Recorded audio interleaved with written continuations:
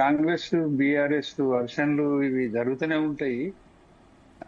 అది ఇంకా 3 ఏళ్ల పాటు ఇట్లాగే జరుగుతూనే ఉంటది. అది వేరే చర్చ. కానీ ఇప్పుడు అసలు నిజంగానే రేవంత్ ప్రభుత్వం వచ్చినాక సరే ఆరోపణలు చేయడం చాలా ఈజీ ఎవరికైనా, కానీ రేవంత్ అయినా ఆరోపణలు చేస్తే అది వేరు. బీఆర్ఎస్ కూడా ఆరోపణలు చేయొచ్చు, సమస్య అది కాదు ఇక్కడ. ఇప్పుడు ఏంటంటే 2 years లో రేవంత్ ప్రభుత్వం కేసీఆర్ హయాంలో జరిగిన అవినీతి మీద అనేక రకాల దర్యాప్తులు చేసింది, చేస్తున్నది. ఆన్గోయింగ్ ఉన్నాయి, అయిపోయినాయి కూడా ఉన్నాయి. కనీసం దర్యాప్తులు అయిపోయిన కేసులున్నాయినా బయటికి తీసి కేసులు పుటప్ చేస్తున్నా అంటే మనం ఇంతవరకు ఒక వార్త ఇల్లే.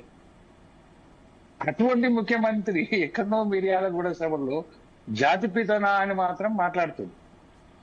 ఇది ఏం విచిత్రమైన రాజకీయం అని నేను అడుగుతాను. ఇప్పుడు నిజంగానే బ్యాంక్రప్సీలోకి రాష్ట్రం వెళ్ళిపోయింది. ఆర్థికంగా తెలంగాణ ప్రభుత్వం డబ్బులు లేని, ఖజానా లేని పరిస్థితిలో ఉంది, పెన్షన్లు ఇవ్వలేని పరిస్థితిలో ఉంది, జీతాలు ఇవ్వలేని పరిస్థితిలో ఉంది అనేది కేసీఆర్ హయాం నుంచి కూడా ఇప్పటికీ ఇంకా రోజంతా ఆ సమస్య పెరుగుతుంది కానీ తగ్గుతలేదు కదండి మొత్తం మీద.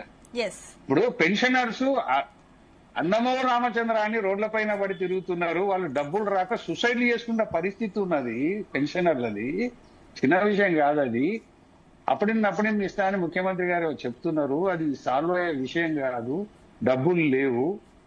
ఇంకోటి మరి దీని మీదనే నిజంగానే అంత భారీ ఎత్తున కేసీఆర్ హయాంలో జరిగి ఉంటే అవినీతి, అది కాళేశ్వరమా, పవర్ పర్చేసా, లేదంటే పవర్ ప్లాంట్లా, ఇతరత్రనా, ఇంకోట చాలా ఉన్నాయి ఆరోపణలు. వాటి మీద దర్యాప్తులు జరుపుకుంటే ఇప్పుడు ఉదాహరణకు పవర్ పర్చేజ్ మీద, పవర్ ప్లాంట్ల మీద దర్యాప్తు జరిగి దాదాపు ఏడాది అయిపోయిందండి. సంవత్సరం అయిపోయింది దర్యాప్తు రిపోర్ట్ వచ్చి. ఇంతవరకు ముఖ్యమంత్రి దాన్ని అసెంబ్లీలో టేబుల్ చేస్తలేడు, పబ్లిక్ ముందు టేబుల్ చేస్తలేడు, దాని మీద కేసు పుటప్ చేస్తలేడు. ఒకవేళ కేసు పుటప్ చేసి ఉంటే ఎంతో కొంత ఫైనాన్షియల్ గా రికవరీ చేసే ధైర్యం ఈ ప్రభుత్వానికి ఉండాలి కదండి. ఖజానా ఖాళీగా ఉంది కదా, ఎక్కడెక్కడ కరప్షన్ జరిగింది, ఎన్ని కోట్ల కరప్షన్ జరిగింది. నిజంగానే డైలాగులు కాదండి, మనం వర్క్ కావాలి, పని కావాలి. నువ్వేం చెప్తున్నావు అది నిజంగానే గ్రౌండ్ లో కనపడాలి.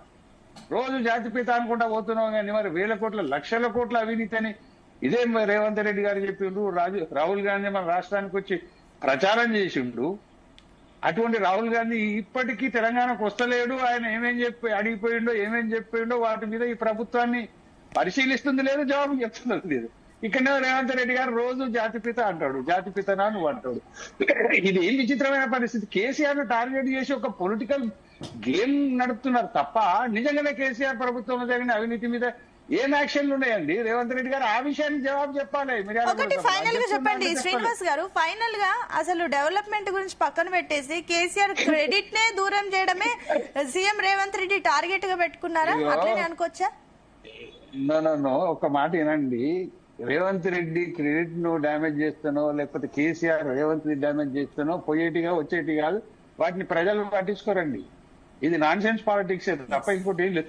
అసలు నువ్వు ఏం చేసినావనే జనాలు చూస్తారు కదా. ఇప్పుడు పెన్షనర్స్ ఉన్నారండి, వేల మంది పెన్షనర్స్ ఉన్నారు.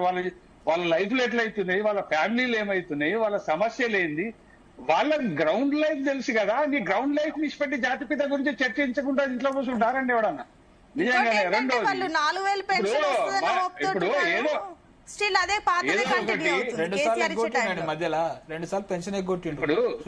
రెండోది ఏంటంటే నేను కావాలని చెప్తున్న విషయం కాదు ఇది. It is ground reality. వీటి మీద దృష్టి పెట్టాలి రేవంత్ రెడ్డి. ఉదాహరణకు గ్రామాల్లో రైతులకు కూడా రైతు భరోసా అనేది గత ప్రభుత్వం వేసింది. ఈయన కూడా 1 time వేసిండు.